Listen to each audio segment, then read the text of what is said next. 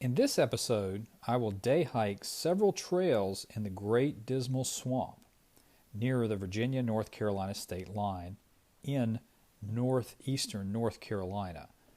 The swamp covers an enormous area of 750 square miles in both Virginia and North Carolina. It has a very interesting history.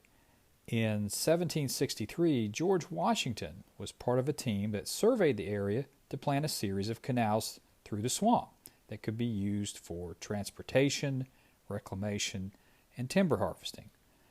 The Dismal Swamp Canal was built during 1790 to 1828 and is now part of the Atlantic Intracoastal Waterway. It is the oldest operating artificial waterway in the United States. The name Great Dismal was given by Colonel William Byrd, who also surveyed the area in 1728. The swamp was used as a refuge by escaped slaves before the American Civil War. The swamp is abundant in wildlife, including black bear and many species of snakes. I plan to hike on several trails within the Dismal Swamp State Park on the North Carolina side of the swamp. These trails are designed to be used by both hikers and bicyclists. My hike will initially take me close to the Dismal Swamp Canal, then I will journey deeper into the swamp.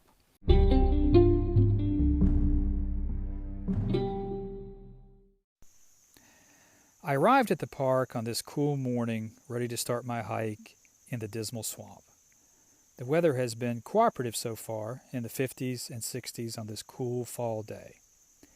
When I arrived, I found that I had to check in at a guard shack before I could cross the canal and start my hike.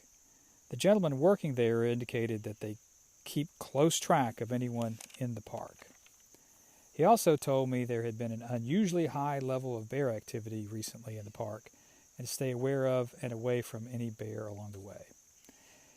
As well, he told me I had to be back by 5:30 p.m. as they raised the bridge for the night at that time. For those interested, there's a very nice visitor center here as well.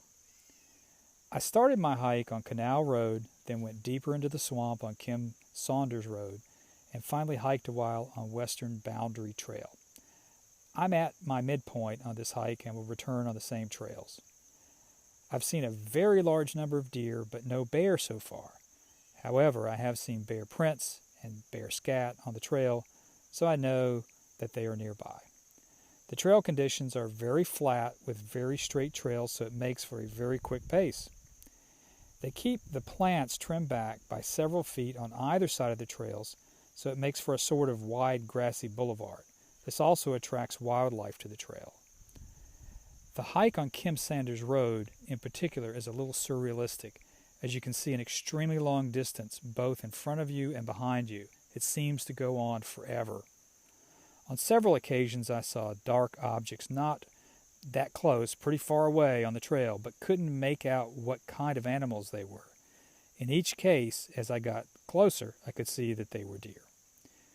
Once you hike into the swamp a few miles, it is eerily quiet, with only the sounds of crickets and birds and the occasional crashing noise of some unseen animal traversing the swamp.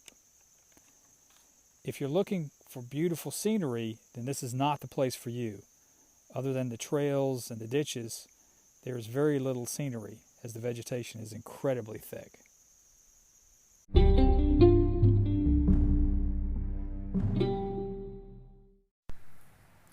My hike back to the park entrance was uneventful. I saw more deer and a rabbit. The temperature rose to the low 70s, still comfortable hiking weather. On Canal Road, there are a couple of displays related to swamp life. The first is a moonshine still. Apparently the illicit manufacture of liquor was quite common in the Dismal Swamp in the colonial days as well as during Prohibition. The other display is a boat that demonstrates the way that goods were transported on the system of canals in the swamp.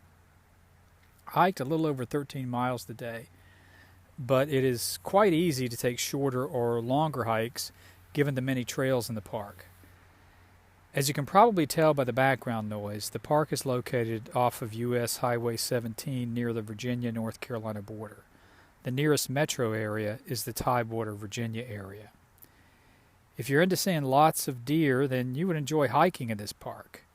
If you live in Tidewater, Virginia, and just want to hike in a wilderness area, then this park would work for you. If you're a mountain biker who wants to ride on flat terrain, then you would like this park. But if you want to see breathtaking scenery, then this park is not for you. I will put photos of this hike on my Instagram page very soon. My Instagram name is Goosehikin. That's GOOSEAHIKIN.